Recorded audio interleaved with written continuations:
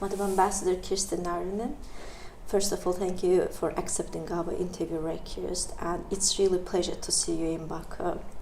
As you are aware, the founding of Kitabistan was inspired by the Enlightenment movement led by Wilhelm Snellman in Finland. Therefore, Finland has a very significant place among the countries started by Kitabistan. Until just 100 years ago, Finland was known as the land of swamps. Today, Finland ranks high with its education and development model. And according to the World Happiness Index alone, Finland has been ranked first for 6 years in the world. How did Finland initiate its development process, and how did it overcome the challenges faced along the way? Thank you, first of all. Thank you for the invitation. And we've been doing projects with Kitabistan already earlier. It was a very successful process of translating and publishing the history of Finland with Professor Meinander. And actually, I would like to start with that book and the history of Finland. We grew up as a statehood, or the state, under the wings, protective wings of the Swedish kingdom, Kingdom of Sweden. And Kingdom of Sweden, already in the 1700s, was based on the values, that the Nordic values that we enjoy today. Freedom of speech from the 1700s, self-governance already before that, meaning that inclusiveness, democracy, human rights and freedoms, freedom of opinion, freedom of assembly, all that stems from the Swedish times. And then when Finland became Grand Duchy of Russia in 1809, after the war, the Tsar, then the first one, and then some others also later, wanted to keep, or give us the right to keep, the freedoms that we had. So Finland was a very unique phenomenon already in the Tsarist Russian Empire in the 1800s. Of course, then the Russification period came, and as a result of many political turnovers and revolution, Finland then became independent in 1917. But the statehood of Finland was already there. We had our own money, we had our own administration, we had our own democratic institutions. The suffrage and the right to vote also for women, and the right to be elected was from 1906, which was during our stay in the Russian Empire. So it's the desire of the people to have an impact on your life, which also means responsibility on what is happening in your country. As for the education, the Lutheran faith had a lot to do with it, because the Reformation in the 1500s already had the idea that you would need to be able to communicate with your God directly. And this meant that you need to be aware of what religion means and what God wants from you.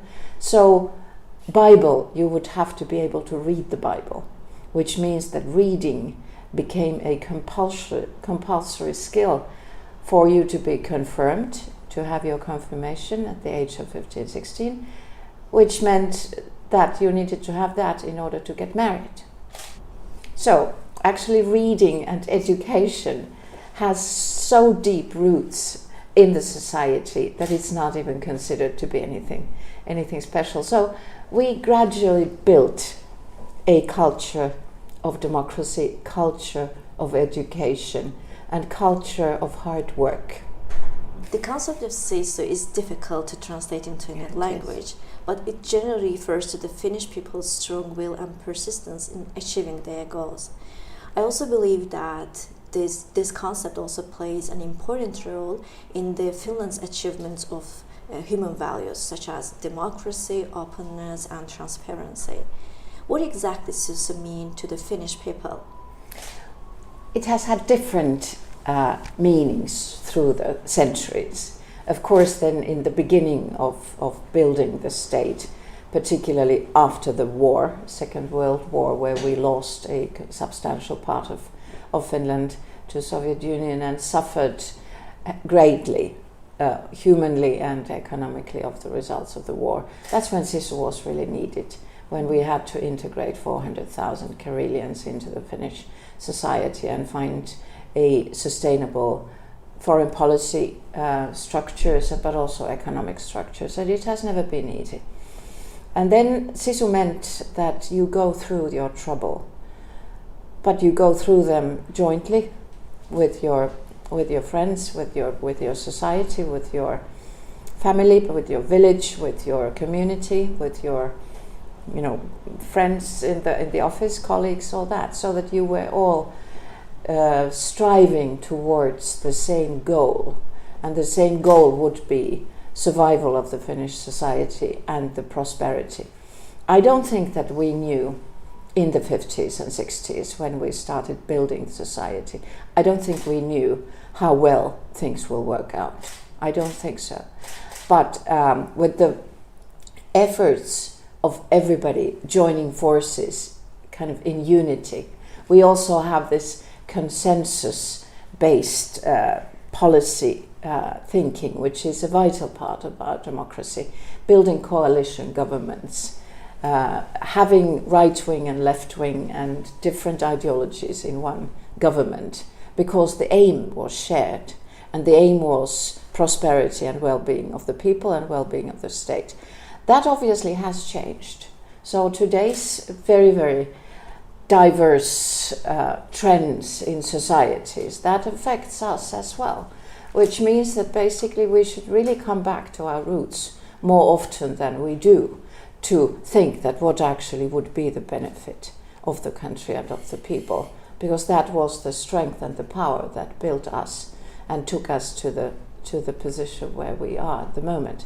And as for the sisu itself, I recommend you to watch a film which was recently published, which is called Sisu. It's not even translated, nobody aims at translating it, and it's a very powerful example of one Finnish man who just refused to die. Finland has a long history of recognition the importance of women's participation in the development of society. As early as 1906, Finnish women were granted the right to vote, which was a significant milestone in the movement of women's rights. A remarkable 58% of the government cabinet and 45.5% of the parliament members are women in Finland. How did this active role of Finnish women in their society contribute to the development of their country? Women's participation has everything to do with the prosperity and democracy in our country. First of all, it's obvious that in a small country, every intelligence or every piece of intelligence is needed to build the prosperity. It wasn't self-evident. So, I mean, if we go back to 1970s, 80s, a female politician was still a very rare phenomenon. There were very few of them, and the ones who were there were very, strong women. And there was this idea that you have to be more of a man to be a successful politician as a female. But that, of course, has changed a lot, like many other things as well. Yes, we had in the previous government, we had 5 parties, and all those 5 parties had female chairs. Okay, now we had elections in the spring, now we have a bit of a different composition of the government, but women are very strong, and they are empowered by inclusion, by the tradition of not only being able to vote, but also being able to be elected all through the centuries. Young women are more prominently in some parties, and there is this also the trend now that as, for instance, hate speech and internet harassment is increasing. This is a very, very serious risk, particularly for young politicians, and particularly are targeting young female politicians. So I think that this is a societal phenomenon that we really need to address. Also in the foreign service, in diplomacy, we have more women, actually more women than men at the moment, and the number of ambassadors, female ambassadors, is growing. It's already more than a half. So it's a societal trend. And I think for any small country, also Azerbaijan, in a small country, every person counts, and we cannot afford losing any empowering power in the society to promote inclusion and to promote every voice to be heard. When discussing Finland, it's impossible not to mention its remarkable education system. Finland consistently ranked first in the Global Education Index, and according to the World Economic Forum's Global Competitiveness Report, it has the best developed education system in the world. What are the key features and differences of the Finnish education system? The key element in this, in the education, is the educational tradition and the understanding of the fact that education is the natural resource that each small country has, and that is basically the one that we can rely on and which is sustainable. And as part of that tradition is inclusion. It's also equal opportunities for everybody to have the education. It's everywhere, it's for free, all the way to university. My daughter studies at university and the registration fee is 60 euros. And that's all she pays, or we pay for that. This also means that the private schools are very, they are there, some language schools are there, but they all follow the state curriculum, which means that being born to a certain region or certain social status doesn't bring you any benefit as far as education is concerned. And this also means that when you have equal opportunities, when the society offers you equal opportunities, it's up to you to use those and to build your future based on that. Education is also a competitiveness ranking fundamental building block, because with educated people you can expect innovation, you can expect them to question the procedures, be it then societal or technological, be ready to think out of the box. And this is what the education system is building you the skills, not that the skills that you need today, but the skills that you need tomorrow for problem solving. It's also rather low hierarchy educational system. So the teachers are there, they are teachers, but they are more like assisting students to learn. And the responsibility of learning is not on the teacher's side alone, but also on the student's side, be it then lower educational levels or university or vocational education. And another element in that is the preschool education. So actually you start learning things that you need in the future already in the kindergarten. So kindergarten, the last years when you are 4, 5, 6 are already integrated more, or in some cases less, to the educational system. So a lot of these elements are there. One very particular element is, of course, school buildings. If you travel in Finland, in the countryside, you would see new public buildings. It's most likely a school or a library. When studying the Nordic countries, we invariably see that the principles of the democracy, openness, transparency, freedom of press, and citizen participation are very important for these countries. What are the Finnish model of democracy? The Finnish model of democracy, first of all, it's you vote directly to the candidate. You don't vote for a party, for instance. In Sweden, you have this party list election. So you choose the person who you vote, which means that you have a direct contact to your representative, be it then in the city or municipality council or the parliament, which brings democracy close to you because you have a personal message or the personal the mandate. You have given the mandate to this particular politician.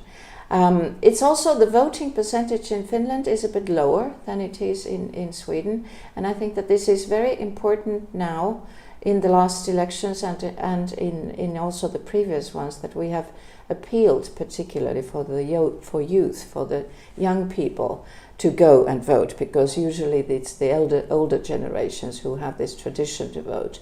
But to keep up this democratic tradition and the engagement in inclusion in society, that requires work. And that requires work also from the politicians' side, but particularly from the families and the educational system, that we actually would sustain this tradition of inclusive society, transparency, and kind of also the accountability of politicians, because political parties are not that, they are not the first, they are not ranking first in the societal trust. Today, as I mentioned earlier, the trends in societies are more divisive than they would be inclusive. And this is why we really need to work on this. But anyways, the tradition, as mentioned earlier, tradition of democracy, tradition of direct, the kind of the understanding that I have the possibility to have an impact on what is happening in the society, and that I can demand that from the decision makers, but also that I have responsibility, and my responsibility is to go and vote and to use this opportunity of being part of the democratic system. And that is something that we continuously need to work on. Finland has a reputation of having high taxes, but it's also known for being a welfare state and ranks in the top 5 on the Quality of Life Index. So it would be interesting for us to know more about the Finnish government's social welfare policies that aim at improving the living conditions of its citizens. What kind of social security policies and opportunities does the Finnish government offer to its citizens? Well, that depends a lot on the government. The previous government we had until last spring was a left-wing Green government, which had a very, very strong government support program. Of course, that was also the time when we had Corona and when COVID-19, and we had the Russian aggression in Ukraine. So a lot of outside pressures was on that government as well. But then the government spending was a bit higher than expected and higher than we can take. So the present government, which came in after the elections, has chosen a different style. And this is something which I want to specifically emphasize, is the fact that when we have elections, governments change. So, which doesn't mean instability, because in some circles democracy is also referred to as being unstable. But the stability comes from the understanding that legislation means sustainability, but democracy means that the voters have a say. The voters have the possibility to have an impact on certain fields of societal activity, such as social policy. I read a book recently which was describing the Finnish social sphere of state activities in the 60s and 70s, when this welfare state concept was built. And social democrats had a very key role in that, also based on the Nordic cooperation of social democratic parties. So here again we come to the Nordic tradition and the Nordic family traditions.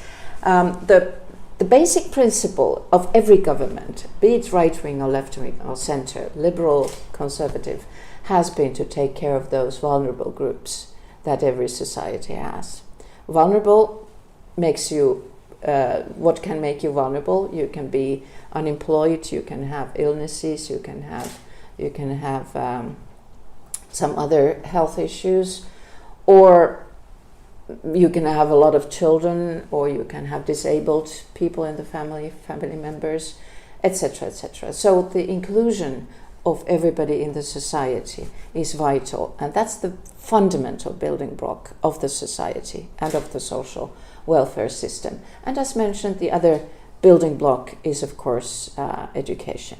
So that is the sector that no cost cuts are desired or are accepted by any of the parties. But this conservative new government is focusing more on employment and having jobs for people rather than relying on the social security benefits. It's a very complicated system. So far, Finns have been okay with paying high taxes because they see what they get for their money. They get the education, they get the healthcare system, they get the infrastructure, the roads, street lighting, railroads, airports, whatever that might be.